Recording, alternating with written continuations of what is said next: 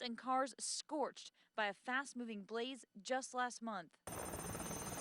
This morning, some good news for firefighters battling the Wjla fire. Officials believe the worst of this fire is likely behind them. Crews containing 50% of the blaze that has ripped through more than 5,000 acres. Now, this is one of 12 bases placed throughout the state. And the idea here is that they can respond to any fire that breaks out within 20 minutes. But Paula, compared to this time last year, they have already responded to 1,000 more fires. Everybody praying for rain today. Kana, thank you. And we want to move to the political battlefield now, and news that could shake up the Democratic nomination. Vice President Joe Biden may jump into the ring to fulfill what's said to be his son's dying wish. And ABC's Mary Bruce is at the White House. And Mary, this would certainly shake up the race. Hey, Paula, good morning. Well, nothing has been decided yet, but many have voiced concerns that there aren't more candidates on the Democratic side. And now it seems the vice president could change that. This morning, Joe Biden isn't saying yes, but he isn't saying no to a possible run at the White House. His political machine is gearing up. Hi, how are you? ABC News has learned the vice president's chief of staff is quietly talking to Biden's supporters and Democratic donors, clearing the way for a possible presidential campaign. The vice president hasn't indicated yet if he's in or out, but it's no secret he's interested. Yes, there's a chance. But I haven't made my mind up about that. Our nation needs my father, my hero, Joe Biden. One thing reportedly weighing heavily on his mind, his son Beau's dying wish. The New York Times reporting that on his deathbed, Beau had a mission. He tried to make his father promise to run. So help me God. Biden is an experienced campaigner. So don't buy that malarkey. If he runs, it would be his third attempt at the White House. So give me a break. But he's also had his fair share of stumbles. Barack America. From back rubs to BFDs. Biden is a gaffe-making machine.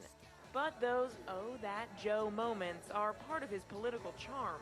Happy New Year. The latest polling shows Biden with his highest favorability rating in 7 years, 49%, higher than any other Democrat already in the race.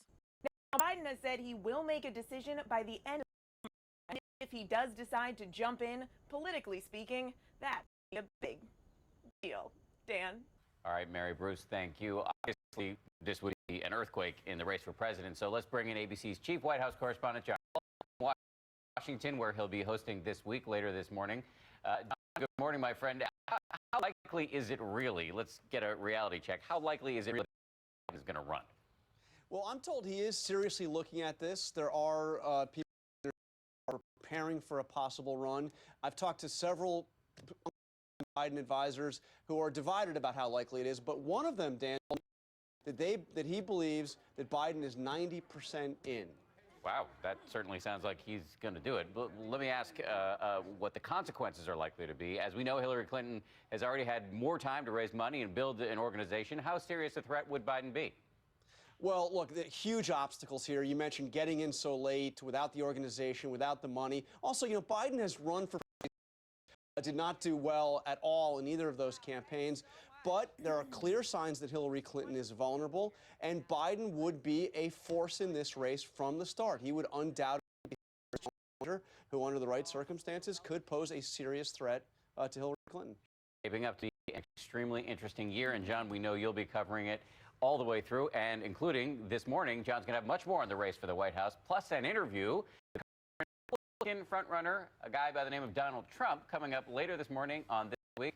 Right here on ABC. Paula, over to you. It will be an interesting show. And we want you to take a look at what stopped people in their tracks overnight here in New York City. Photos of endangered animals. They were projected onto the Empire State Building, meant to spark conversation about animal extinction. The timing, it is not an accident, as many eyes are also focusing on Zimbabwe and the fate of another lion believed to be the brother of that one killed by the American dentist. And ABC's Philip Mena has the latest. Good morning, Philip. Paula, good morning. Good morning, everyone. This story is only gaining steam. This morning, a ban on big game hunting in Zimbabwe and the calls for justice for Cecil the lion only getting louder. This morning, Zimbabwe cracking down on hunting, restricting the the illegal killing of Cecil the lion. The Zimbabwe Parks and Wildlife Authority releasing this statement: hunting of lions, leopards, and elephants in Wyoming national parks has been suspended with immediate effect.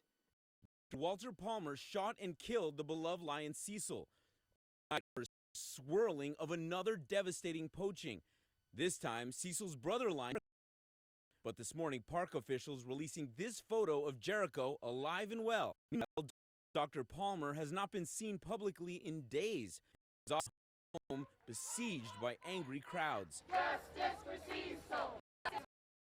While Zimbabwean authorities call for Palmer's extradition. I'm happy that the two other criminals, the locals, already appeared before our local courts. But it's not at all clear the U.S. would agree to extradite him. Conservation groups say there are U.S. laws that might apply, like the Lacey Act, signed into law by President McKinley in 1900 to protect rare species of wildlife and plants. To be clear, the U.S. law that could apply here isn't about the poaching of wild animals overseas. It's the issue of importing them. And if charges are pursued and there's a conviction, jail time is possible. All right. A lot of heat on this story, as you said. Philip, thank you. Let's send things over to Ron with all of the other stories we've been tracking overnight. Good morning, Ron. Hi, good morning to you, Paula and Dan. Good morning, everyone. We begin with the manhunt underway for the gunman who fatally